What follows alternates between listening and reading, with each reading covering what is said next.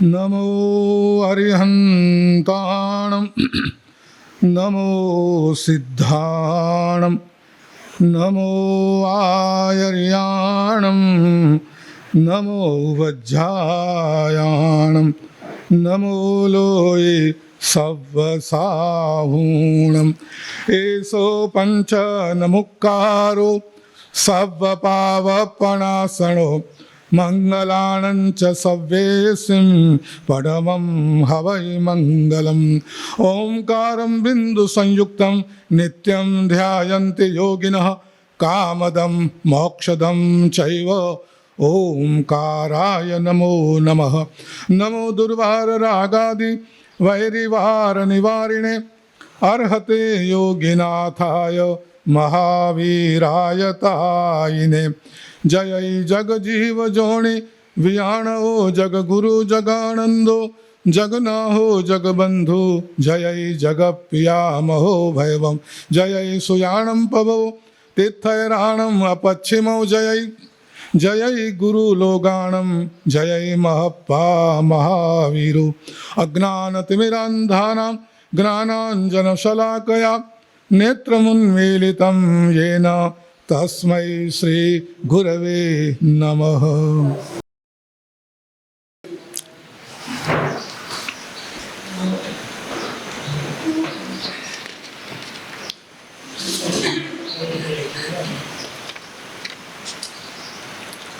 ओम नमो वीतरागाय जम्बू इणमो अणय संवर विनिच्छयं पवयनस्य निस्संदं वोच्छामि निच्छयत्थं सुहासियत्थं महेशी। महानुभावो, पवित्र जैन आगमो जे अत्यारे 45 છે એમાંનું એક આગમ પ્રશ્ન વ્યાકરણ આપણે આજે શરૂ કરીએ છીએ। પ્રશ્ન અને વ્યાકરણ, પ્રશ્ન તો પ્રશ્ન છે જ, વ્યાકરણ એટલે એનું સમાધાન, એનું વિવરણ, એનું નિરાકરણ। આ પ્રશ્ન વ્યાકરણ સૂત્રમાં આગમમાં પ્રશ્નો હતા અને એનું નિરાકરણ વ્યાકરણ હતું। પણ કળીકાળનો પ્રભાવ કહો, મનુષ્ય સ્વભાવ કહો, મૂળ આગમ જે પ્રશ્ન વ્યાકરણ જે મૂળ આગમ હતું ભગવાન મહાવીરના ગણધરોએ જે ગૂંથેલું, કાળના પ્રભાવે એ મૂળ આગમ લુપ્ત થઈ ગઈ અને તે પછી જે પૂર્વધરો હતા, ગણધરો પછી કોણ આવે? પૂર્વધર મહાપુરુષો આવે। પૂર્વધર એટલે કોણ? 14 પૂર્વનું જ્ઞાન જેમની પાસે હોય। હવે જેને 14 પૂર્વનું જ્ઞાન હોય એની પાસે બાકીનું પહેલાંનું તો બધું જ હોય, કારણ કે 14 પૂર્વ તો બહુ છેલ્લી વાત છે। તો 14 પૂર્વનું જેને જ્ઞાન હોય એ પૂર્વધર કહેવાય અને એમની પણ ઓથોરિટી, એમનો અધિકાર પણ ગણધરો જેટલો। ભગવાન મહાવીરની વાત એમની પાસે પણ સીધી જેણે કહો કે આવેલી, ગણધરો પાસે આવેલી અને એના પછી જે પૂર્વધર આવ્યા એમની પાસે પણ ભગવાનની વાત વારસા રૂપે આવેલી। એ પૂર્વધરોએ વિચાર કર્યો હશે કે આ આગમની જગ્યા ખાલી રહેવી જોઈએ નહીં, 12 અંગ કહેવાય, તેમાં આ પ્રશ્ન વ્યાકરણ એ 10મું અંગ છે। તો હવે 10મું અંગ ખોવાઈ ગયું। કેમ ખોવાયું? એના ઐતિહાસિક કારણો ઘણા છે, સામાજિક કારણો પણ ઘણા છે અને કળીકાળનો પ્રભાવ તો છે જ। તો ખોવાઈ ગયું તો એ જગ્યા પૂરી થવી જોઈએ, એ આગમ આપણે પૂરું કરવું જોઈએ। એટલે એ પૂર્વધરોએ, ગમે તેનો અધિકાર નથી, પૂર્વધરો જેમની પાસે ભગવાનનો વારસો સીધો આવેલો ગણધરો પાસેથી, એમણે એ આગમની પૂર્તિ, ખાના પૂર્તિ કરી કે એ જગ્યાએ એક આશ્રવ અને સંવર એ વિષયને લઈને એક આગમ રચ્યું અને એ જગ્યા પૂરી કરી। તમને શું પ્રશ્ન થશે તો આમાં ભગવાનની વાણી ક્યાં આવી? અરે એ લોકોની પાસે જે કંઈ હતું એ ભગવાનની વાણી જ હતી, કારણ કે પોતાના ઘરમાંથી તો કશું કાઢવાનું હતું નહીં। એટલે ભગવાનનો ઉપદેશ જે એમણે ઝીલેલો એ એમણે આ ગ્રંથ રૂપે, આગમ રૂપે ગૂંથી લીધો। આમ પણ નિયમ છે, ભગવાન જે પ્રકાશી દેશના આપે સમવસરમાં બિરાજમાન થઈને એ બધું સમજી લે, યાદ રાખી લે અને પછી એ પોતાના શિષ્યોને સમજાવે, એ કામ કોનું? ગણધર ભગવંતોનું. અથમ ભાસઈ અર્હા સુત્તમ ગુંથંતી ગણહરા. ભગવાન અર્થ પ્રકાશ એટલે કે સત્ય, જગતના સત્યો, પદાર્થો, વ્યવસ્થાઓ, નિયમો, પ્રેરણાઓ એ ભગવાન જે આપે એને ગણધરો ઝીલી લે. જેમ સ્વાતિ નક્ષત્રમાં જે પાણી પડે, વરસાદ પડે, એમ કહેવાય છે કે દરિયામાં એક સીપ હોય છે, છીપ, એ ઝીલી લે અને એના પેટમાં જઈને એ પાણી મોતી બની જાય, એવું કહેવાય છે. તો ગણધરો ભગવાનની વાણીને ઝીલી લે અને એનો સારાંશ અથવા એનો જે મૂળ ભાવ એને પકડી અને આગમ રચે. દરેક ગણધરો સ્વતંત્ર રીતે આગમની રચના કરતા. આ તમે સમજી લો, આગમોની વાત આપણે કરવી છે, આગમોની દુનિયામાં જવું છે. આગમ વિશેની થોડી પ્રાથમિક પ્રાઇમરી વાતો થોડીક કરીએ આજે આપણે, કે આગમો શું છે. આગમ શબ્દ ક્યાંથી આવ્યો? ગમે તે ગ્રંથને આગમ કહેવાય નહીં. આગમનું સ્થાન, આગમનું માન કોને મળે? જે એવા લોકોત્તર મહાપુરુષો જે પૂર્ણ પુરુષ થઈ ગયા, પૂર્ણ જ્ઞાની થઈ ગયા, એમણે જે પ્રકાશ્યું, એમણે જે કહ્યું એ આગમ. આપણે બધા જે છીએ એ આપણા તરફથી કશું કહીએ તો આ યોગ્ય નહીં કહેવાય. તીર્થંકરો સત્ય અને ધર્મ અને જગતના રહસ્યો બધા પોતે એકવાર પામી લે અને પછી બોલે, એ આગમ. એમાં અધૂરી પધૂરી વાત ન હોય. અમારા જેવા બોલે એમાં ક્યાંક કશું ઓછું વધતું આડું અવળું થઈ જાય. પરમાત્માની, તીર્થંકરની, સર્વજ્ઞની વાણીમાં ક્યાંય ફેર આવે નહીં. સર્વજ્ઞો વિચાર કરીને, જરા નક્કી કરીને, ગોઠવીને નથી બોલતા. એમની વાણી સીધી ઉતરી આવે છે. આગમ શબ્દનો અર્થ આમ જ થાય ને. આગમ, આગમન, આવેલું, જે આવે તે આગમ. આ આવ્યું છે, ઉતરી આવ્યું છે, સ્વયં જાગ્યું છે. તીર્થંકરો જ્યારે તીર્થંકર બની જાય, સર્વજ્ઞ બની જાય, ત્યારે એ કંઈ વિચાર કરીને આપણી જેમ બોલતા નથી. એમને તો બધું સાક્ષાત દેખાય છે, જેવું છે એ સામે આવી ગયું છે એ જ બતાવવાનું છે.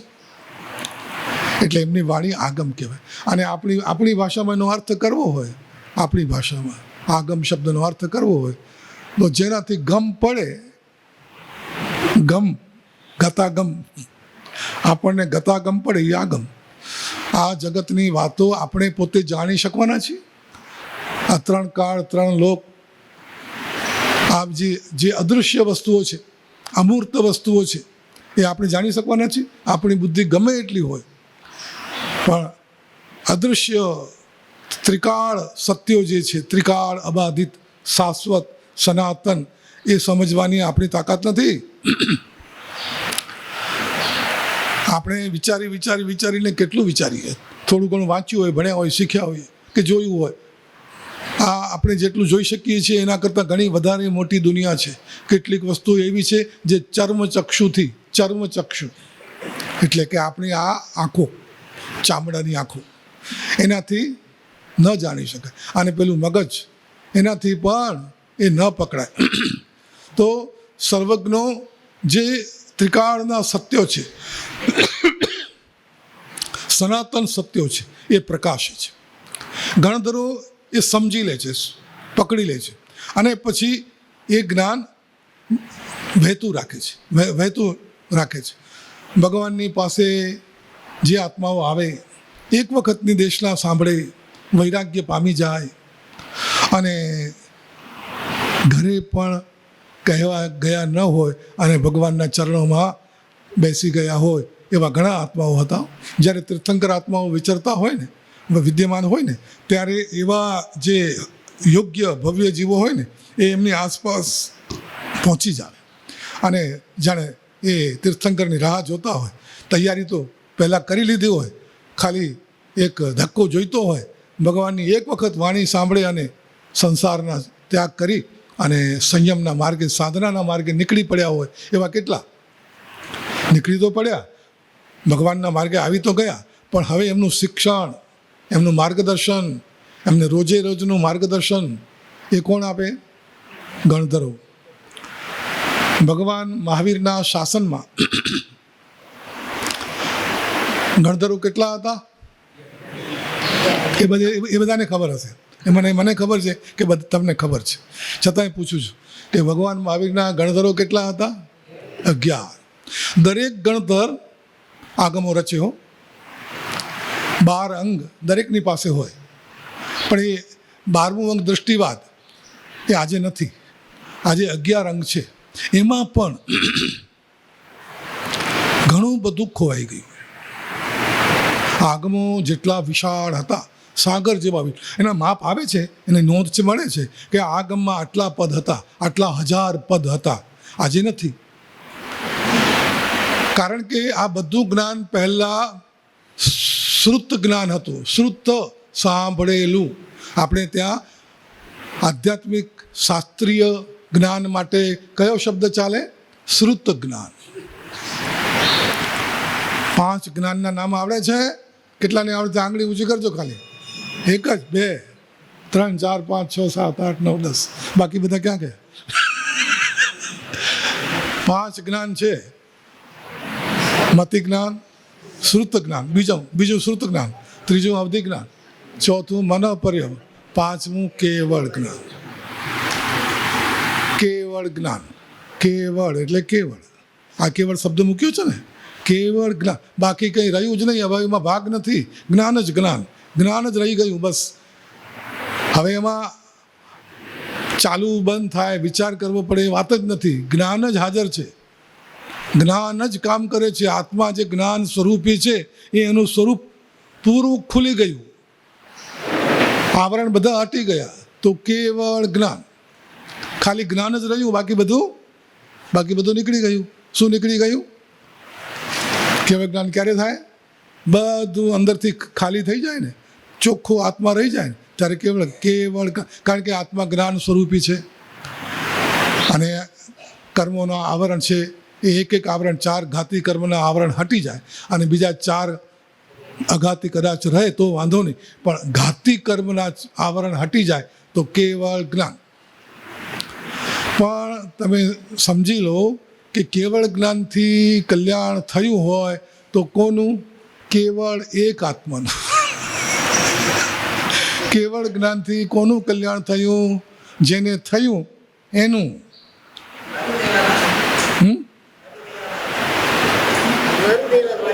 જેને થયું. મરુદેવા માતા કેમ બધાએ જેટલા મોક્ષે ગયા બધાને કેવળ જ્ઞાન થયેલું. જેને કેવળ જ્ઞાન થાય એનો મોક્ષ થાય. કેવળ જ્ઞાનથી કોનો મોક્ષ થાય? એક જ જીવનો. નવાઈ લાગશે તમને, પણ વાત આ છે, એનું કલ્યાણ થાય. પણ આપણું કલ્યાણ કોણ કરે છે ખબર છે? આપણું કલ્યાણ એ કેવળ જ્ઞાની કરે છે ખરા, પણ કેવળ જ્ઞાન આપણને આપતા નથી. આમ લઈ જાય ભાઈ કેવળ જ્ઞાન. એ જે બોલે, એ જે સમજાવે, એ જે પ્રતિબોધે, એ જે પ્રકાશે, એ આપણા માટે કામનું છે. અને જ્યારે કેવળ જ્ઞાની બોલે અને કોઈ સાંભળે, એ થઈ ગયું શું થયું? શ્રુત જ્ઞાન. આ જગતમાં શ્રુત જ્ઞાન ન હોત તો આપણા માટે કંઈ બચત નહીં. આ શ્રુત જ્ઞાન જ આપણી આંખ છે, આપણી પાંખ છે. શ્રુત જ્ઞાન આપણા સુધી પહોંચ્યું આજે પણ છે. તમે વિચાર કરતા હશો કે આગમોમાં ઘણું બધું ઓછું થઈ ગયું, ખોવાઈ ગયું, લુપ્ત થઈ ગયું, તો પછી હવે કંઈ રહ્યું નહીં હોય. અરે આજે પણ જેટલા આગમો છે એ આપણા માટે પૂરતા છે. આપણું કામ ચાલે એમ છે. આપણું કલ્યાણ કરવું હોય તો કોઈ વાંધો આવે એમ નથી, એટલું તો છે જ. અને ખરેખર આપણે બહુ ભાગ્યશાળી છીએ કે કોઈ 2500, 2550 વર્ષ પહેલાં કોઈ બોલી ગયું, સંભળાવી ગયું, અને એ શબ્દો, એ જ્ઞાન, એ વસ્તુ આપણા સુધી પહોંચી છે કે નથી પહોંચી?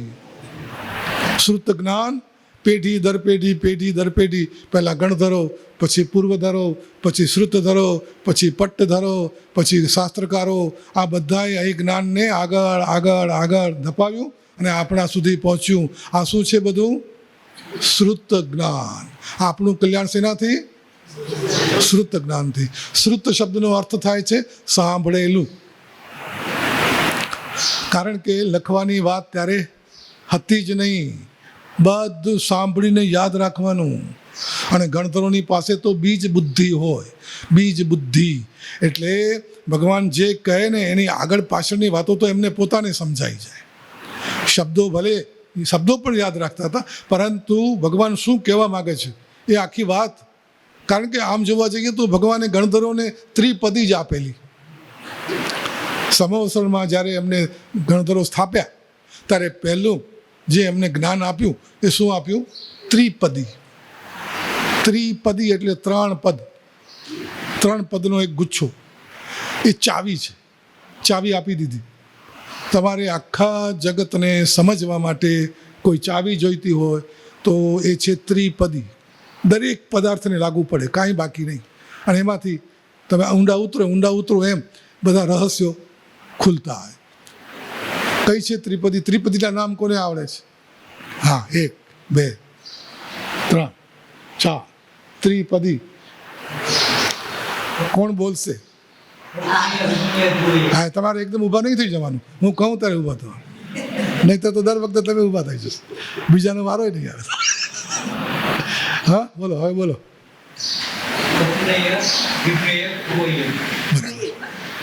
ઉપન્નયવા વિગમેયવા ધુવેયવા. આ ત્રિપદીનું મહત્વ જૈન શાસનમાં બહુ છે.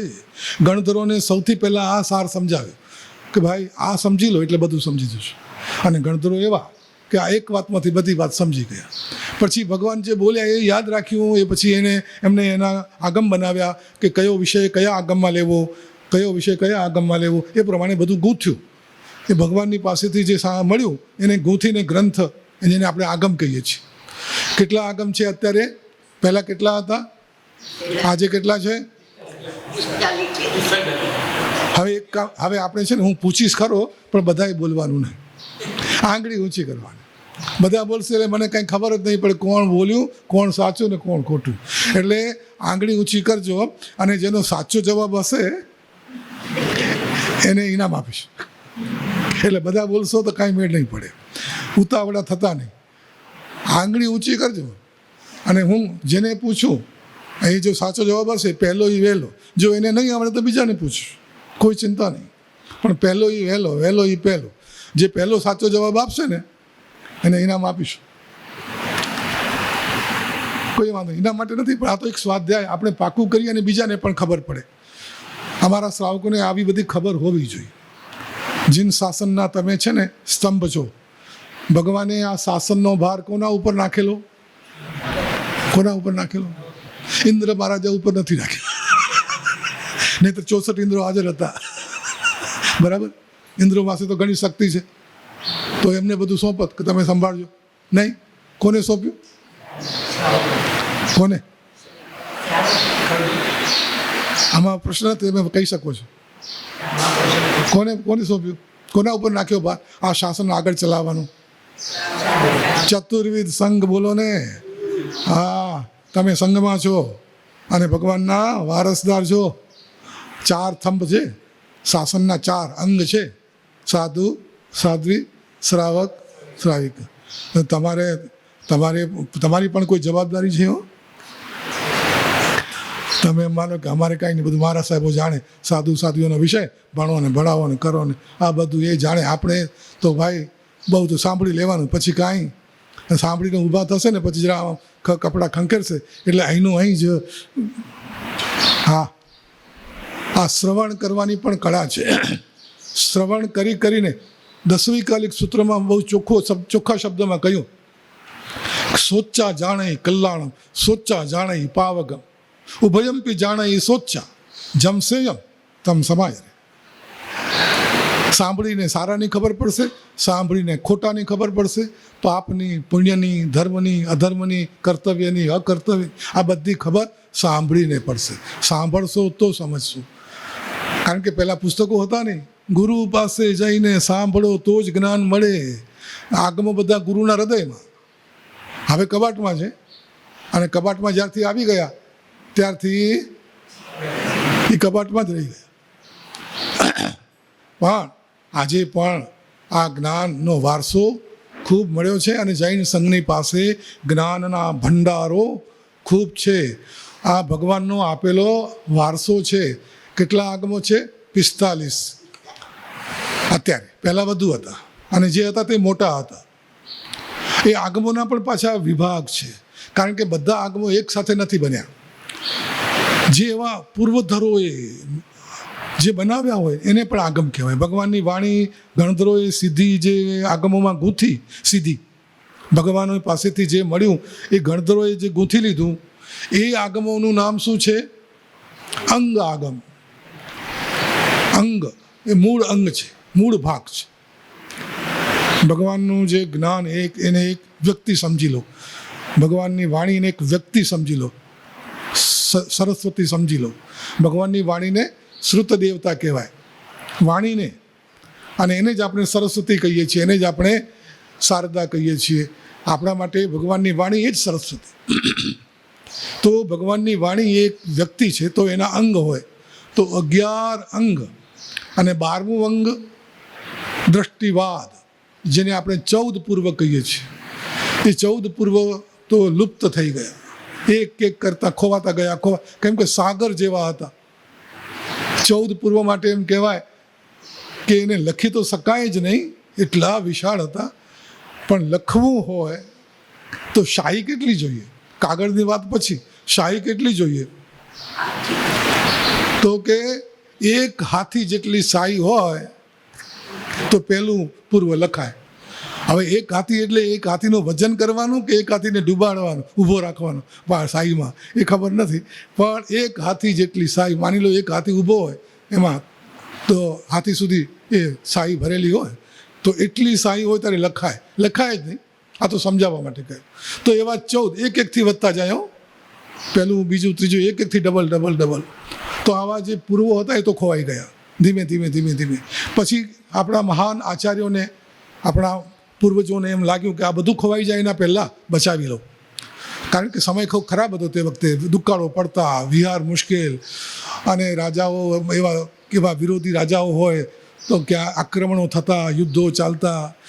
તો આ બધાના કારણે સ્વાધ્યાય, કારણ કે આગમોને જીવંત સલામત રાખવા માટે લખાયેલું નહોતું તો શું કરવાનું? પુનરાવર્તન કરવું પડે, રોજ યાદ કરવા પડે, રોજ યાદ કરવા પડે. એટલે પહોરના પહોર સ્વાધ્યાયો કરી કરી આગમોને જીવંત રાખતા હતા. પણ એમાં તકલીફ થવા માંડી. એટલે આપણા મહાન આચાર્યોએ, અને એમાં મુખ્ય હતા દેવર્ધિ ગણિત ક્ષમા શ્રવણ, એમની પ્રમુખતામાં, એમના અધ્યક્ષપણામાં વલ્લભીપુર, આજે જે પાલીતાણા પાસે વડા ગામ છે, એ વલ્લભીપુરમાં છેલ્લી વાચના થઈ.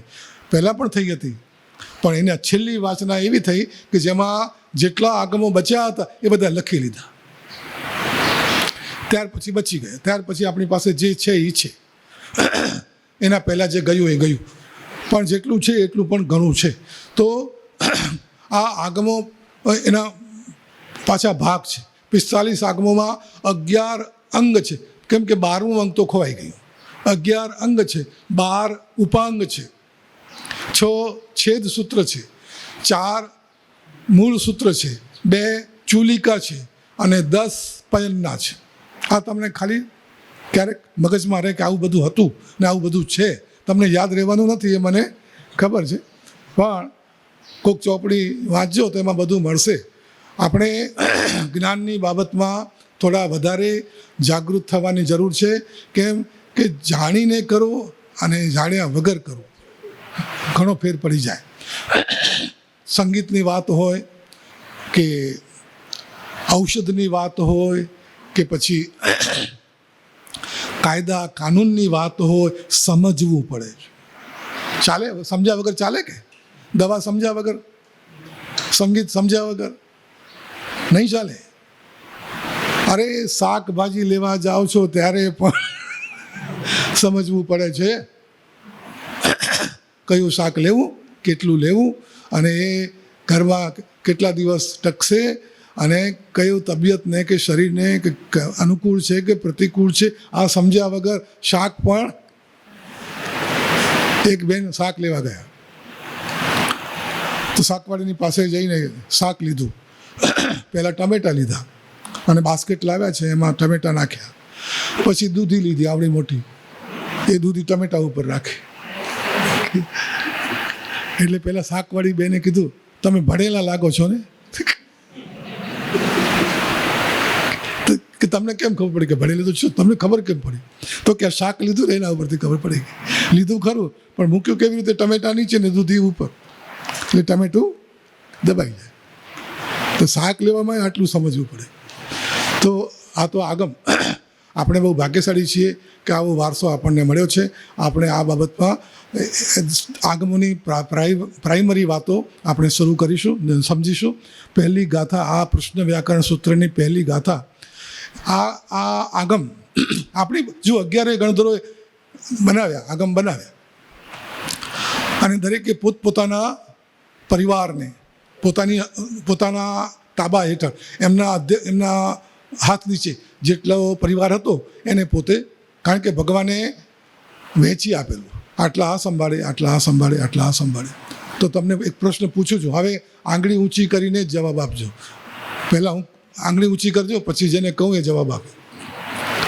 ભગવાન મહાવીરના 11 ગણધર હતા એ તો બરાબર, પણ ગણ કેટલા હતા એ આંગળી ઊંચી કરો. ગણ કેટલા હતા? 11 ગણધર હતા, ગણ કેટલા હતા? હવે આમને તો ખબર જ હોય. હવે બાકીના બધાની વાત કરો. સાત્વીજીઓને ખબર હોય, એમને નથી બોલવાનું, મીઠીબાઈને નથી બોલવાનું, બાકીના લોકો બોલો. 11 ગણધર હતા, પણ ગણ એટલે વિભાગ કેટલા હતા? હું તમને કહું, દર વર્ષે તમે સાંભળો છો, દર વર્ષે. હા, એક આંગળી ઊંચી થઈ, બીજી કોઈ છે કે? બસ ચલો, કેટલા હતા? ખોટું પડી ગયું, ભૂલી ગયા. દર વર્ષે સાંભળીએ છીએ 9 ગણધર 11 હતા, પણ વિભાગ 9 હતા. કેમ? તો કે બે ગણધર એવા હતા કે જેમણે સાથે મળીને જ ભણાવવાનું રાખેલું, એક જ વાંચના, એક જ પાઠ તૈયાર કરેલો, અને એ પોતાના બંનેના પરિવારને એક જ વાંચના એટલે કે પાઠ આપતા હતા, શીખવતા હતા. એટલે 2 ઓછા થઈ ગયા. 2 ગણધર એવા હતા, બેની જોડી હતી, બેની જોડી, એટલે ગણ ઓછા થઈ ગયા. 11 ગણધર અને 9 ગણ. ગણ એટલે વિભાગ, સમુદાય. તો આમને પ્રભાવના આપવાની છે, પછી પ્રભાવના લેજો પછી પ્રભાવના. તો આજે આટલું જ. પણ પહેલી ગાથામાં એમ આવ્યું, તેણમ કાલેણમ તેણમ સમયણમ. દરેક આગમની અંદર લગભગ આ રીતે શરૂઆત થાય, તે કાળે અને તે સમયે. આજે જરાક વધારે સમય ચાલશે, વાંધો નહીં ને? થોડુંક હજી, કારણ કે હું વધારે નહીં ચલાવું, પાછું ચરિત્ર પણ છે, જરાક સ્થિરતા રાખજો. તે કાળે અને તે સમય, અહીંથી શરૂ થાય.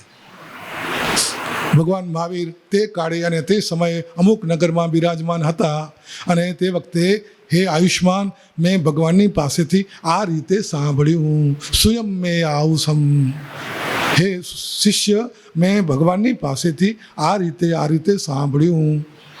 એમ દરેક ગણધર જ્યારે પાઠ આપવા બેસે ત્યારે શું કે, પોતાની વાત નહીં કરે.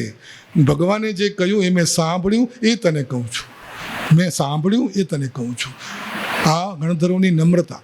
ગણધરો ભગવાનના વારસદાર છે, ગાદીપતિ છે, પણ છતાંય જે જ્ઞાન આવ્યું છે એ બધું ભગવાનનું આપેલું છે એમ બતાવે, અને એ રીતે વાત કરે. પણ છેલ્લે જ્યારે પૂરું થાય ને, ત્યારે જરૂર એમ કહે કે તી બેમી, હું કહું છું. પણ છેલ્લું કહ્યું, પહેલાં એમ કહે કે ભગવાને જે કહ્યું છે તે મેં સાંભળ્યું છે. પછી જ્યારે પૂરું થાય ત્યારે તી બેમી, એ પ્રમાણે હું કહું છું. હવે હું મારા તરફથી કહું છું કે આ વાત આમ જ છે, મને ખબર છે, હું જાણું છું, મને ખાતરી છે, હું કહું છું. એ પછી પહેલાં ભગવાનથી શરૂ કરે. અને આ આપણી પાસે જે આ દ્વાદશાંગી છે, દ્વાદ સાંગી એટલે 12 અંગ. 12 અંગમાંથી 12મું તો ગયું, 11 અંગ રહ્યા, છતાં કહેવાય દ્વાદ સાંગી. તો આપણી પાસે જે દ્વાદ સાંગી છે અત્યારે હાજર 11 અંગ છે, એ કયા ગણધરના છે? આ બીજો પ્રશ્ન. કોણ આંગળી ઊંચી કરે છે? આપણી પાસે આજે જે 11 અંગનો જે વારસો મળ્યો છે એ 11 ગણધરમાંથી કયા ગણધરનો છે? બોલશો નહીં, આંગળી ઊંચી કરો, બોલો. બરાબર છે. હા, એ પણ એક મુદ્દો છે, એક સમજવા જેવી વાત છે કે 11 ગણધરો હતા, એમને પોતાનો શિષ્ય પરિવાર હતો, એમને ભણાવતા હતા. દરેકની પોતાની દ્વાદસાંગી હતી, દરેકે પોતે ગ્રંથો રચેલા, બરાબર. પણ થયું એવું કે બધા ગણધરો કાળ કરતા ગયા ને, નિર્વાણ પામતા ગયા ને, એટલે છેલ્લે જ્યારે કેવળ જ્ઞાન થાય એટલે પછી જવાબદારી પોતે ન ઉઠાવે. કેવળ જ્ઞાન જેમને થયું એમણે નિર્વાણ પામતા પહેલાં એ પોતાનું સમુદાય સુધર્મા સ્વામીને સોંપી દીધું. પોતાના શિષ્યોને કહ્યું, હવે તમે સુધર્મા સ્વામીની આજ્ઞામાં અને એમની નિશ્રામાં રહેજો. એટલે બધાના સમુદાય છેલ્લે કોના હાથમાં આવ્યા? સુધર્મા સ્વામીના. અને પછી સુધર્મા સ્વામીની જે હતી દ્વારસાંગી, એ જ બધાને શીખવવામાં આવતી.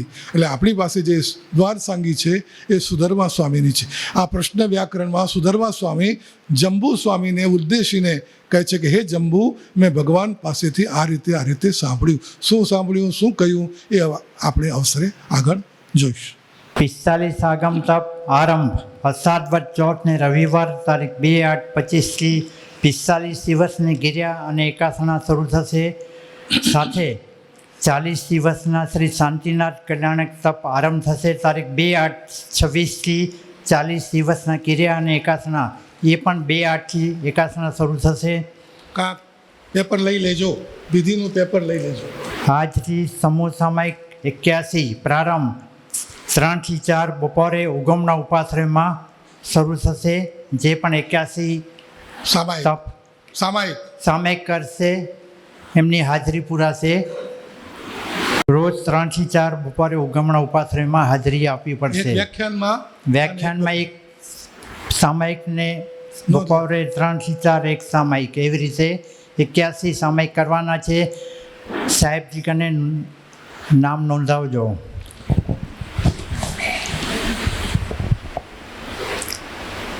અષાઢવદ બીજ ને શુક્રવાર સાંકડી આંબિલ આજથી પ્રારંભ થાય. સૂત્ર વાંચન નિમિત્તે આપણે અપીલ કરી હતી. એ અપીલની માં 22 નામ આવ્યા છે. એકાસણા આંબિલના ખૂબ અનુમોદના. નામ બોલી જાવ છો. હજી પણ કોઈ બાકી હોય તો નામ લખાવજો. નહીં, વ્યાખ્યાનમાં નામ બોલશું આપણે. રોજ બોલી દેવાના આગલા દિવસ. નોમ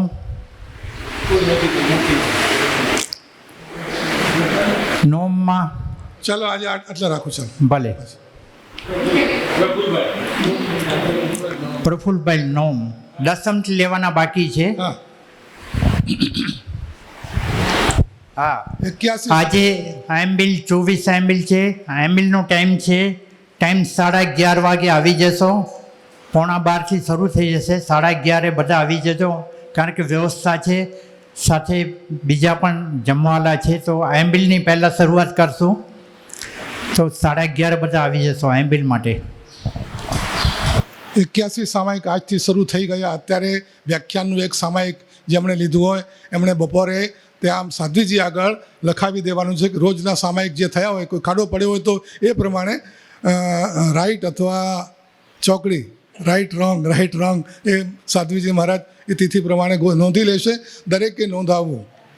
અને બપોરના સામાયિકમાં ખાસ નોંધ લેજો. 81 સામાયિકના જે પણ નામ લખેલા હશે એમનું બહુમાન પર્યુષણ વખતે જે આપણે કરીએ છીએ ત્યારે બહુમાન સંઘ તરફથી કરવામાં આવશે. 45 આગમનો તપ રવિવારથી શરૂ થાય અને 40 દિવસના શ્રી શાંતિનાથ કલ્યાણકનો તપ પણ રવિવારથી એટલે તારીખ 2 થી 14થી શરૂ થાય. દરેક જણ તૈયારી રાખજો. અને વિધિનો કાગળ, પેમ્ફલેટ બધા લઈ લેજો. વ્યાખ્યાન બાદ 40 દિવસ અને 45 દિવસ બંનેના વિધિના પેપર લઈ લેજો. અને ક્રિયા સામૂહિક કરજો. 3 વખત દેવવંદન, 2 વખત પ્રતિક્રમણ. કદાચ કોઈ 2 વખત ન કરી શકે તો દેવશ્રી પ્રતિક્રમણ તો અવશ્ય કરે. 3 વખત દેવવંદન, 3 ટાઈમ દેવવંદન, પચકાણ પાડવાનું, સામૂહિક ક્રિયા જે 20 ખમાસણા છે અને 12 ખમાસણા છે સાથે મળીને કરજો. તો વ્યવસ્થા કરવી પડશે. 45 આગમના ક્રિયા માટે વ્યાખ્યાન બાદ એ લોકોએ આપસમાં નક્કી કરવાનું છે. દેરાસરમાં 45 આગમવાળા ક્રિયા કરશે અને 40 દિવસની તપસ્યાવાળા નાના ઉપાશ્રયમાં, સાધ્વીજીના ઉપાશ્રયમાં ત્યાં ક્રિયા કરશે. 45 આગમની સ્થાપના દેવવંદન સાથે કરી શકે છે. વ્યાખ્યાન પૂર્ણ થયા બાદ હવે 45 આગમના નામ બોલી જાઓ. હા તે તપસ્વી હા બોલી જાઓ. નહીં તો હજી કાલે બોલશું. કાલે ભલે. પ્રોદ્યત સૂર્ય સમમ સુરાસુર નરૈ સંસેવિતમ નિર્મલમ શ્રીમદ પાર્શ્વજિનમ જિનપતિમ કલ્યાણવલ્લી ઘનમ તીર્થેશમ સુરરાજવંદિત પદમ લોકત્રયી પાવનમ વંદેહમ ગુણસાગરમ સુખકરમ વિશ્વૈકચિંતામણિમ. જે સૂર્ય સમા તેજસ્વી છે, દેવો અને ઇન્દ્રો જેમની સેવા કરે છે, નિર્મળ છે, નિરોગ છે, નિર્દોષ છે, જિનેશ્વર છે, કલ્યાણરૂપી વેલડીને માટે વૃષ્ટિ સમાન છે, તીર્થના અધિપતિ છે અને ત્રણેય લોકને માટે જે વંદનીય છે, ગુણના સાગર છે, સુખ કરનારા છે, ચિંતામણી રત્ન જેવા છે એવા શ્રી પાર્શ્વનાથ ભગવાનને નમસ્કાર. આ રીતે મંગલાચરણ આ પાર્શ્વનાથ ચરિત્રના રચયિતા એ મંગલાચરણ કરે છે અને પછી કહે છે પ્રણમ્ય ભારતીમ ભક્ત્યા નત્વા ગુરુપદાંબુજમ ચરિત્રમ પાર્શ્વનાથસ્ય ગદ્યબંધેન કીર્તયે. ભગવાનને નમસ્કાર કર્યા, ગુરુને નમસ્કાર કર્યા અને પછી જીન વાણી ભારતી એટલે કે શારદા દેવી, અને આપણા માટે શારદા અને સરસ્વતી બીજી કોઈ નહીં, ભગવાનની વાણી એ જ શારદા. એમને નમસ્કાર કરી અને ગુરુના ચરણોને નમસ્કાર કરી હું પાર્શ્વનાથ ભગવાનનું ચરિત્ર હું કહીશ એ પ્રમાણે નિવેદન કથાકાર કહે છે. અને પછી વાત શરૂ થાય છે. જંબુ દ્વીપ છે, ભરત ક્ષેત્ર છે અને એમાં એક નગર છે પોતનપુર નામનું. એમાં એક રાજા છે, રાજાના પુરોહિત છે અને પુરોહિતના 2 પુત્રો છે અને એ 2 પુત્રોના નામ છે કમઠ અને મરુભૂતિ. આ કોણ? આ મરુભૂતિ કોણ અને કમઠ કોણ? પાર્શ્વનાથ ભગવાનનો આત્મા સૌથી પહેલા ભવમાં મરુભૂતિ તરીકે જન્મેલા. ત્યારથી વાત શરૂ થાય. ભગવાનનો આત્મા સંસારમાં પરિભ્રમણ તો કરતો જ હતો. એવા અનંત જન્મો કર્યા, બધાએ કરે છે. જન્મોની ગણતરી ભગવાન મહાવીરની 27 જન્મોની થાય, ભગવાન પાર્શ્વનાથની કેટલા જન્મોની? 10 જન્મોની. અને એનો પહેલો જન્મ મરુભૂતિ તરીકેનો હતો. ભગવાન પાર્શ્વનાથનું નામ બહુ મીઠું, બહુ મધુરું. 108 અને કદાચ 108થી વધારે નામ ભગવાન પાર્શ્વનાથના પ્રચલિત છે. ભગવાન પાર્શ્વનાથ બહુ લોકપ્રિય હતા. તમને ખબર હોય તો ભગવાન પાર્શ્વનાથના નામની સાથે એક વિશેષણ લાગે છે, પુરુષાદાણી પાર્શ્વનાથ. પુરુષાદાણી પાર્શ્વનાથ આ જૂનો શબ્દ છે, કલ્પસૂત્રમાં આવે છે. તે વખતે પણ આ શબ્દ એમની સાથે જોડાયેલો હતો. પાર્શ્વનાથ ભગવાન કેવા હતા તો કે પુરુષાદાનીય હતા. આ વળી શું? પુરુષાદાનીયનો સીધો સાદો અર્થ આજની ભાષામાં કરવો હોય, આજનો શબ્દ છે લોકપ્રિય. પુરુષાદાનીય, પુરુષોને માટે આદરપાત્ર, લોકોને માટે જે આદરણીય એ પુરુષાદાનીય. પછી પુરુષાદાનીય પૂરું કોઈ બોલે નહીં, અપભ્રંશ થઈ જાય એટલે થઈ ગયું પુરુષાદાણી. પુરુષાદાણી મૂળ શબ્દ છે સંસ્કૃતમાં પુરુષાદાનીય, પુરુષોને માટે જે આદરણીય છે, લોકો જેમને બહુ આદર આપે. ભગવાન પાર્શ્વનાથને લોકો પણ બીજા અન્ય સમાજના, અન્ય ધર્મના લોકો પણ બહુ જાણતા અને એમના સમયમાં બહુ પ્રિય હતા. દેવોમાં પણ પ્રિય હતા અને મનુષ્યોમાં પણ પ્રિય હતા. અને આજે પણ ભગવાન પાર્શ્વનાથના તીર્થો કેટલા? સૌથી વધારે. ભગવાન પાર્શ્વનાથના જિનાલયો પણ સૌથી વધારે. શંખેશ્વર પાર્શ્વનાથનો, જીરાવાલા પાર્શ્વનાથનો, અંતરિક્ષ પાર્શ્વનાથનો મહિમા આજે પણ. આ બધા નામો કેમ પડ્યા છે? ભગવાનનું નામ તો એક જ હોય કે આટલા બધા નામ થોડા હોય, પણ નામ કેમ પડ્યા? એ તો ખાલી કોઈક ઘટના બની, કોઈક પ્રસંગ બન્યો, કોઈક એવી ઘટના જરા અજાયબ ચમત્કારિક કે કંઈક એવી અદ્ભુત ઘટના બની, એ ગામમાં એ ગામનું નામ ભગવાનના નામ સાથે જોડી દીધું. ભગવાન તો એક જ છે. શંખેશ્વર પાર્શ્વનાથ જુદા અને તમારા ગામમાં બિરાજમાન પાર્શ્વનાથ જુદા, એવું ખરું? નહીં, પાર્શ્વનાથ. એટલે તમે અહીં બેઠા પણ જો પાર્શ્વનાથ ભગવાનની ભક્તિ કરો તો એ પણ એમને જ પહોંચે કે શંખેશ્વરમાં જઈને કરો તો જ. પણ હા, તીર્થોનો મહિમા છે, તીર્થભૂમિનો લાભ લેવાનો હોય છે. કારણ કે આપણે જ્યાં રોજ રહેતા હોઈએ ને, રોજ ફરતા હોઈએ, રોજ જોતા હોઈએ, એટલે આપણું મન છે ને જરા ડલ થઈ જાય. આપણું મગજ છે ને એની નોંધ બહુ, જે રોજનું હોય ને એની નોંધ લેવાય નહીં. તમે રસ્તે હાલ્યા જતા હો, રોજ જતા હોય રસ્તેથી, બધું સરખું જ છે તો તમારું મન નોંધ નહીં લે, દિમાગ તમારું નોંધ નહીં લે. પણ જરાક કંઈક જુદું હશે, નવું હશે તો તરત પકડાશે. આ ક્યાંથી આવ્યું, આ શું છે? નવો માણસ આવે તો ધ્યાન ખેંચાય, નવી વસ્તુ આવે તો ધ્યાન. એટલે આપણા મનને જરાક સ્ફૂર્તિમાં લાવવા માટે તીર્થભૂમિમાં જઈને બેસીએ તો ત્યાંનું વાતાવરણ, ત્યાંની ભૂમિના પરમાણુઓ એ આપણને મદદ કરે. ભગવાન પાર્શ્વનાથના તીર્થો આજે પણ એવા પ્રભાવશાળી છે, આકર્ષક છે. ભગવાન પાર્શ્વનાથ અન્ય ધર્મોમાં પણ પ્રસિદ્ધ હતા. ભગવાન પાર્શ્વનાથનું મુખ્ય તીર્થ કયું? શંખેશ્વર છે, જીરાવાલા છે, બધા છે. ભગવાન પાર્શ્વનાથનું એક મુખ્ય તીર્થ સમેત શિખર. હા, ભલે 20 તીર્થંકરો નિર્વાણ પામ્યા હોય, પણ એ પહાડ આજે પણ ત્યાંના લોકો એ પહાડને કયા નામે ઓળખે છે? પારસનાથનો પહાડ.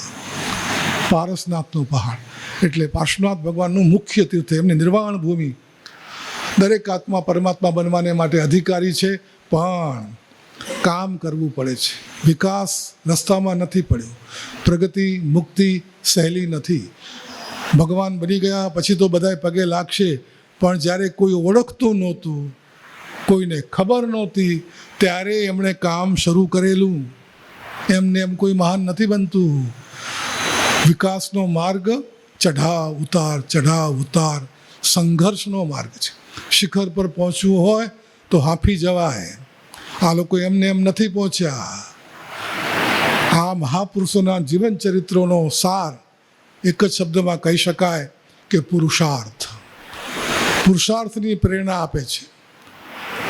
આપણને એક આશ્વાસન પણ આપે છે કે કોઈક આ કરી શક્યું છે, કોઈક અહીંયા પહોંચ્યું છે.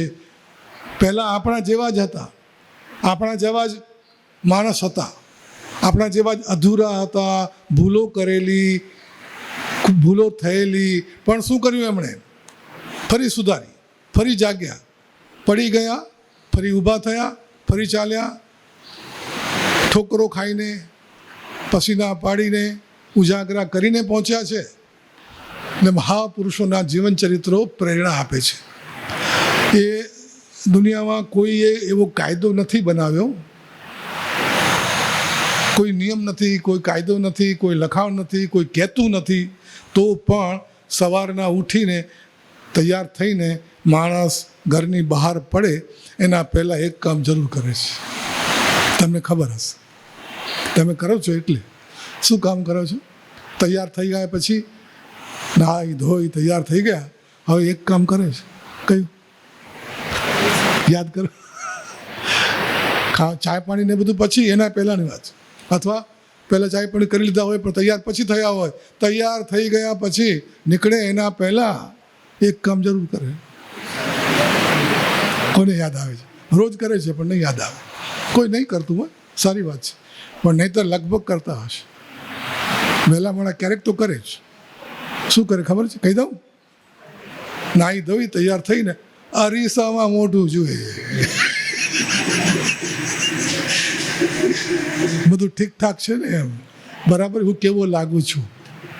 અરીસો તમને બતાવી આપે કે તમે કેવા છો, ક્યાં બરાબર નથી, બટન ફટન ક્યાંક કોલર બોલર. તો આ અરીસો જે કામ કરે છે ને કે તમે કેવા છો એ દેખાડી આપે. એમ મહાપુરુષોના ચરિત્રો પણ અરીસાનું કામ કરે. એમને સામે રાખો, જેમ અરીસામાં જુઓ છો ને હું કેવો લાગુ છું, એમની સામે ઊભા રહો કે એમની સામે તમે કેવા લાગો છો, એ કેવા છે ને તમે કેવા છો, સરખામણી કરો. આપણે હજી કેટલા કાચા ને પાછળ છીએ અને આ ક્યાં. તો મહાપુરુષોના ચરિત્રો પ્રેરણા આપે છે. આ તો મહાપુરુષમાં એ મહાપુરુષ તીર્થંકરો, તીર્થંકર મહાપુરુષો એટલે શલાકા પુરુષ. તો શલાકા પુરુષ જૂનું નામ છે. આજે આપણે મહાપુરુષ કહીએ, એ જમાનામાં એમને શલાકા પુરુષ કહેતા હતા.